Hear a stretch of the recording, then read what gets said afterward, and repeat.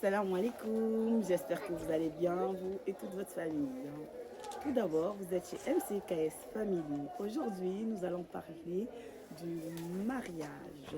Donc, deuxième partie du mariage. Inch'Allah, Yahweh qui préserve ma bouche et ma langue et qui me guide et qui me donne vraiment des bonnes idées, Inch'Allah, que je partage avec mes sœurs.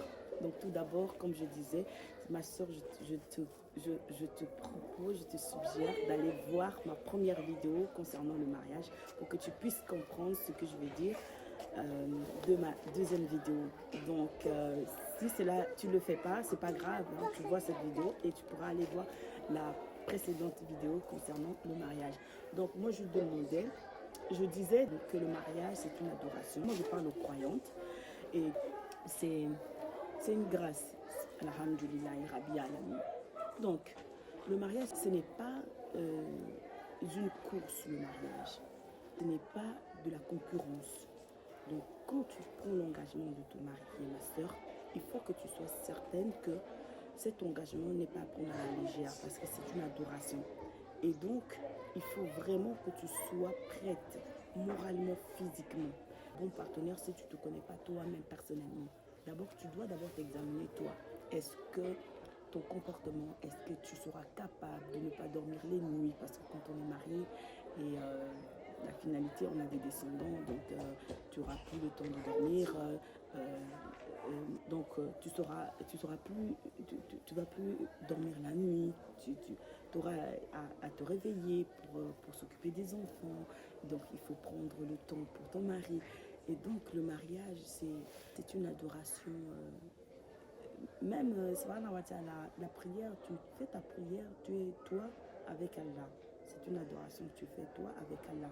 Alors que la prière, tu seras toi avec ton mari, tu seras toi avec tes enfants, tu seras toi avec ta belle-mère, tu seras toi avec ton beau-père. Donc toute la famille de ton mari, tu pourras essayer de t'adapter, de gérer tout ça. Donc il y a des choses que tu vas faire, que les autres vont voir que ce n'est pas bien. C'est à toi de corriger tout ça. Et ça demande beaucoup de patience, ça demande beaucoup de temps et ça demande beaucoup vraiment de itakila. Si tu n'as pas la crainte d'Allah, tu ne vas pas avoir des bonnes réponses à des problèmes que tu vas croiser dans ton couple. Ce qui serait bien, c'est de toujours, toujours remettre à Allah tout ce que tu fais.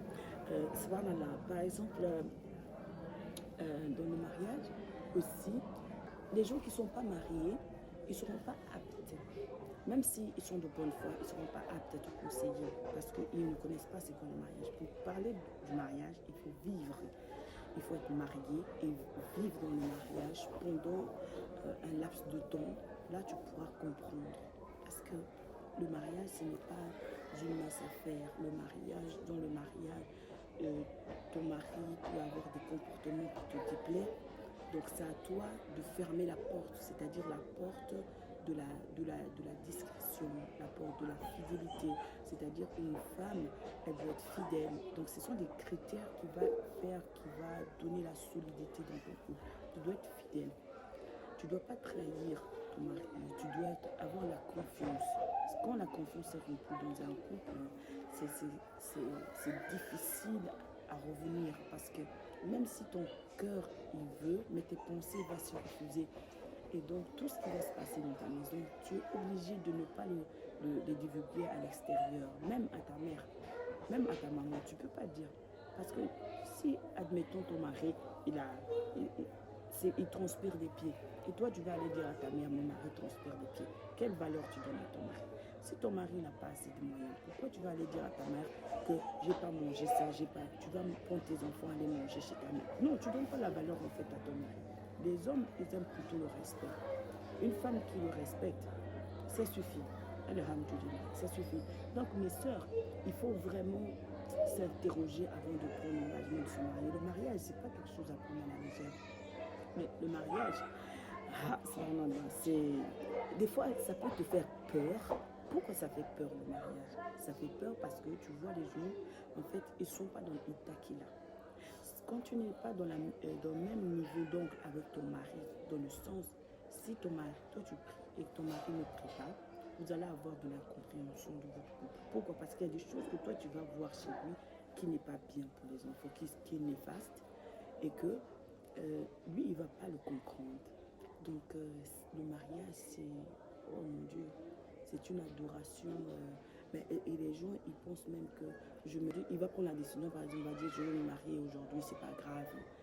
Mais le mariage, je pense que c'est, je retiens, hein, je pèse ce que je dis, et peut-être que je me trompe, je pense que même le mariage, c'est l'adoration, euh, pas la plus lourde par rapport à la prière, mais le mariage, c'est une adoration qui a une forte responsabilité dans le sens, la prière, tu vas faire ta prière, ta salade, tu sais dire que ah, j'ai oublié ma deuxième prière, Allah pardonne-moi, je fais ma salade.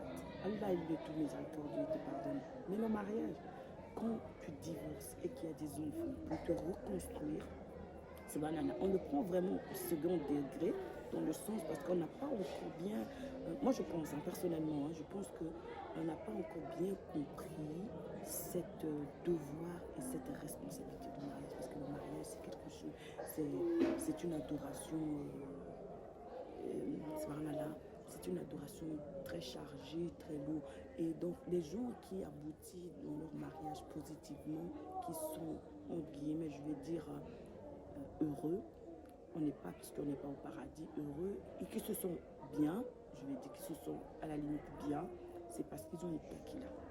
Ils savent les interdits que Allah n'aime pas. Ils savent qu'il ne peut pas insulter sa femme. Ils savent qu'il ne peut pas manquer du respect à sa femme devant sa maman, sa belle-mère, parce que ça réduit. Si tu manques de respect à ton mari devant ta famille, quel respect tu lui donnes, quelle valeur? Donc c'est d'abord le respect. Pour que tu restes longtemps avec ton mari, vraiment que votre mariage dure aussi longtemps, il faut le respect. C'est-à-dire, il peut y avoir des glissements, tu lâches un mot comme ça, c'est arrivé parce que tu n'as pas fait exprès, ça peut arriver, mais il faut qu'il y ait le respect. Mais il ne faut pas que tu deviens habituellement de parler, de manquer de respect. Non, la base dans le couple, c'est le respect. C'est le respect, la politesse, le bon comportement, donc le respect, la fidélité, la confiance. Et surtout, Yarbé nous dit, entrez-vous dans les œuvres du bien. Entrez-vous dans les œuvres du bien. Et le mariage, ce n'est pas une course, ce n'est pas de la concurrence que tu vas faire avec ton mari. Si ton mari, lui a donné, c'est-à-dire l'intelligence, il sait dans tout ce qui est informatique, et toi tu n'es pas capable de faire dans tout ce qui est informatique, mais toi tu aimes bien gérer tout ce qui est maison, vous partagez les tâches. C'est vraiment, dans le mariage, il faut qu'il y ait une bonne compréhension. Donc la base de cette compréhension doit être vraiment la crainte de Dieu. En fait, ta conscience doit te dire ce que je suis en train de faire à mon époux, c'est pas bien. J'aimerais pas qu'il me le fasse. Dès que tu as cette intuition en toi, ça va t'aider, ça va pouvoir t'éduquer à essayer d'éviter de lui faire du mal. Et quand tu vas penser qu'il y a relevé, qu'on veut ou non, on va finir à retourner vers lui. Donc tu vas, des fois, il y a des choses, il faut donner une seconde chance. On ne donne pas une seconde chance à nos partenaires. Dès que ton mari écrit, si c'est quelqu'un de violent, c'est-à-dire qu'il n'est pas violent physiquement, quand moi je dis que tu ne peux pas divulguer ce qui se passe dans ta maison, attention, si tu as un mari qui te bat, qui te fait du mal, ça, il faut le signaler absolument. Il est strictement interdit que tu le caches pour toi parce qu'il te fait du mal. Mais il y a des mal, par exemple, il nous a dit par sa miséricorde, vous êtes un vêtement pour lui et ils sont un vêtement pour vous. Donc, Yarubé nous a mis l'homme en premier lieu parce que l'homme, c'est le chef de famille, mais c'est vice-versa, c'est la femme. On est un vêtement pour notre mari et notre mari, c'est un vêtement pour nous. Donc, le vêtement, c'est la chose la plus proche de notre corps. Donc, Yar Allah, c'est pas en vain qu'il a dit ça parce que ton époux, c'est quelqu'un de plus proche de toi. Donc, il n'y a que toi qui peux savoir quand il est dans le froid, quand il est dans le besoin, c'est toi la femme qui sait tout ça. C'est pas dans les anciens temps, nos mamans, hein, nos grands-mères et tout, quand ils avaient des problèmes avec leur mari, sa mère arrive et voit sa fille en large, ils sont tout rouges. C'est pas Il lui demande, qu'est-ce que t'as un problème, t'as des soucis? Non, elle va même mentir, elle va dire, j'ai mes yeux, il y a de l'oignon qui m'ont piqué dans les yeux. Elle va chercher à trouver des raisons pour justifier, juste en fait pour protéger son mari. Mais de nos jours, malheureusement, à part ceux dont Allah a eu miséricorde par leur bouche, ils ne divulguent pas ce qui se passe dans leur maison, dans le sens, ils disent pas, ils expliquent pas. Donc le couple, c'est 2 personnes, c'est pas 3 personnes. Le couple, c'est les parents, ils peuvent intervenir si tu es vraiment dans les situations graves. Si tu fais battre par ton mari, là tes parents, ils peuvent intervenir. C'est de leur rôle et salut à eux de toute façon. Et alhamdoulilah. Mais quand tu disputes pour un tout et pour un rien dans ton couple, par exemple, tu ne veux pas cette couleur de tapis, tu dois aller dire ça à ta mère, pour un rien du tout, tu dois dire à ta mère, tu rabaisses ton mari devant ta famille, ça ne se fait pas, ça se fait pas. Il faut vraiment... Donc je disais, ma soeur, si tu t'en prends l'engagement de te marier et que tout ce qui se passe dans ta maison, tu n'as pas un mur de respect, tu n'as pas en fait ces verrous pour bloquer, pour verrouiller tout ce qui se passe dans ta maison, tout ce qui se passe dans ta maison, tu vas avec ton mari. Tout le monde doit savoir. Tu as un projet. Quand tu as un projet avec ton mari, ça doit rester discret jusqu'au grand jour où tu vas le dévoiler. Tu ne peux pas commencer à dire aux gens, oui, dire les projets de ton mari aux gens. C'est pas normal, tu peux pas. Tu dois avoir une bouche fermée. Tout ce qui se passe dans ta maison, tu peux pas le dire. Tu as discuté avec ton mari à 17h, à 19h, ta mère elle est au courant. C'est quoi ça? Franchement, on est des femmes ou on est des petites filles? Si tu es vraiment une femme, quand tu discutes avec ton mari, va faire tes ablutions, pleure à ton Seigneur, dis à Allah, c'est Ya Allah, regarde ce qui se passe avec mon mari. Parle à ta Ya Rabbi. Pourquoi tu dois aller dire à ta mère? Tu vas aller accuser ton mari à ta mère. Et maintenant, quand tu as fini de dévoiler tout ce qui s'est passé chez toi, à ta maman, dis-moi maintenant, tu vas divorcer avec lui ou bien tu vas revenir encore? Peut-être qu'il s'est énervé avec toi, il va se rendre compte peut-être 1 heure après qu'il s'est mal comporté, il va te présenter les excuses. Et toi, tu as déjà été dit. Souvent les divorces, 90% des divorces, c'est parce que nous les femmes, on n'a pas bouche fermée, on a bouche ouverte. Tout ce qui se passe, dès qu'il se passe quelque chose, on va expliquer à notre mère, on va expliquer à notre soeur, on va expliquer à des gens qui sont autour de nous. Non. Si tu veux vraiment divorcer le plus rapidement possible, que ta bouche soit ouverte. Si tu veux que ton mariage reste le plus longtemps possible, il faut vraiment que tu prends l'engagement de te taire. Et dans le couple, il faut le respect. Les couples qui s'insultent, déjà quand on commence à s'insulter, surtout tu insultes l'intimité, le physique de ton mari, non, tu peux pas. Il faut le respect, il faut qu'il y ait la confiance, il faut qu'il y ait la fidélité. Il faut que tu sois une femme posée. Ce n'est pas une femme qui, d'un coup, qui te voit tout le monde, il doit parler avec tout le monde, il doit rigoler avec tout le monde. Non. Ils peuvent même dire que tu es dur. Non, tu n'es pas dur. Tu restes dans Itakila. Il faut que tu aies la crainte Allah. Une femme qui craint Allah, Allah va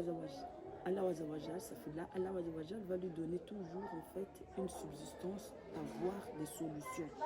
Mais si tu crains pas Allah et que tout ce qui se passe, dès que tu disputes avec ton mari, tu dois expliquer. Mais non, ça veut dire qu'il y a un problème, un problème avec ta foi. Tu dois avoir la confiance à Allah. Tu parles à Allah comme ça. Comme si tu me vois là, je me vois dans la caméra, tu parles comme ça avec Allah. Oh Allah, regarde ce que mon mari a fait. Est-ce que c'est bien ce qu'il a fait, Ya Allah? Tout son cœur pour qu'il voit vraiment que ce qu'il a fait n'est pas bien. Tu dois toujours ramener à Allah la situation. Le mariage, c'est pas quelque chose, c'est une adoration très lourde. C'est une adoration très lourde, mais c'est lourd quand tu n'as pas compris en fait qu'est-ce que c'est.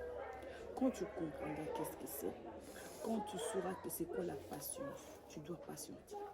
C'est-à-dire, quand tu te maries avec ton mari, tu ne vas pas te marier qu'avec ton mari. Tu vas te marier qu'avec ton mari, dans le sens en fait, tu vas te marier avec ton mari, mais ton mari, elle a une mère, un père, des soeurs, des frères, des cousins, des cousines. Ils ont chacun son comportement. Et si vous voyez, il y a des familles qui se voient souvent, qui vont souvent chez... Tout le monde va venir chez toi. Et des fois, toi, tu as envie de te reposer. Tu n'as pas envie de recevoir les gens. Et les gens, ils sont chez toi. Qu'est-ce que tu vas faire? Tu dois trouver une solution. C'est quoi la solution? C'est pas de fermer ton front, de bouder. Non, c'est pas une solution. Tu dois discuter. Il faut la discussion. Dans le couple, il faut une discussion. Il faut la communication. Il faut que tu expliques à ton mari ce qui te plaît pas. Tu dois pas être une femme qui boude tout le temps. Qui a quelque chose au fond de toi, tu caches. Tu dis, il a compris. Non. Ta compréhension à toi, c'est pas la compréhension de ton mari. Ce que toi tu as compris, peut-être ton mari n'a pas compris ça.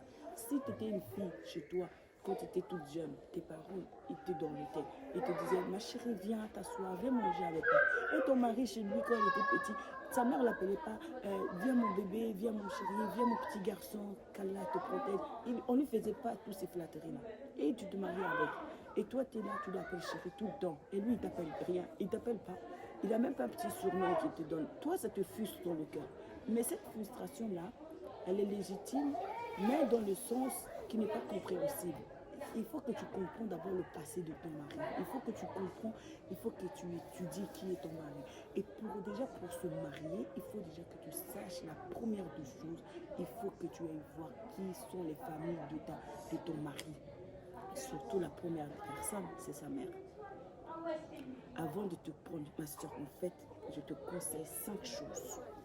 5 choses. Qu'Allah vraiment me donne ça dans la tête et que je ne dise pas ce qui va causer du tort à moi et Dunia et à toi. 5 choses.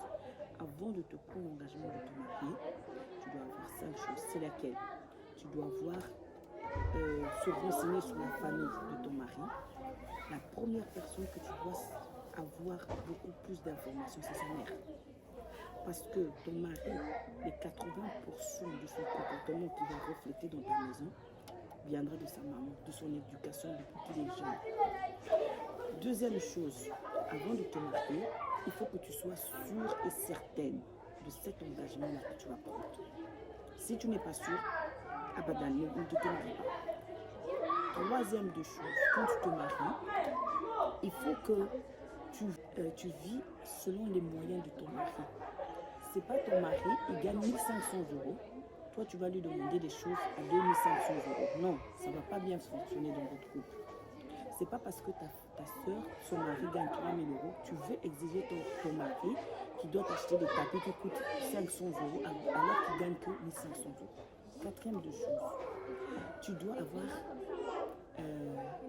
la bienveillance, tu dois être sincère. Tout ce que tu dis, c'est-à-dire dans ta conscience, tu dois dire que ce que je dis, je suis de bonne foi. Même si admettons que tu vas te tromper, mais si tu es déjà de bonne foi, Allah il va t'ouvrir les portes. La cinquième des choses, tu dois être une femme fidèle, celle qui cache les choses de sa maison, celle qui ne trahit pas, qui ne dévoile pas tout ce que son mari fait de la maison. Tu vas expliquer à tes parents, mon mari il rote, il mange, mon mari ses pieds transpirent, mon mari il ne donne pas ça. Non, tu te tais, tu vois que les choses vont aller mieux. Alhamdulillah, Rabbi Alamin, qu'Allah donne la tranquillité dans vos couples. Celles qui ne sont pas encore mariées, confiez-vous à Allah Azzawajal. Et lui seul qui peut nous guider les cœurs. Et les années vont aller plus vite et ça va aller. Excusez-moi du bruit que vous entendez autour de moi parce que j'ai des voisins. Peut-être, je ne sais pas si c'est la fête qu'ils sont en train de faire et que j'ai aussi des enfants. Comme je vous ai dit, j'ai une famille nombreuse. Je ne voulais même pas faire cette vidéo aujourd'hui parce que j'ai fait beaucoup de préparation pour faire mes vidéos, mais il me manque de temps. Soyez un peu plus patiente. Inch'Allah, Ya Rabbi, tu vas nous donner la grâce. Donc là, il y a ma fille qui m'appelle. Je ne sais même pas continuer mes vidéos. Vraiment, ma soeur, sois courageuse et forte pour prendre l'engagement du mariage. Le mariage, ce n'est pas une course. Ce n'est pas de la concurrence avec ton mari que tu vas faire. Quand Ya Rabbi t'a donné des choses qu'il n'a pas donné à ton mari, le mariage, c'est un complément. Donc, le complément, tu mets le 50 pour toi, le 50 de ton mari. Et vous allez sortir quel est meilleur. Et même les gens, ils ne vont pas comprendre parce que vous êtes complémentaires. Et Ya Rabbi, il nous a dit, entraidez-vous dans les autres de bien. Et le mariage, c'est quelque chose de bien. Donc le mariage, c'est quelque chose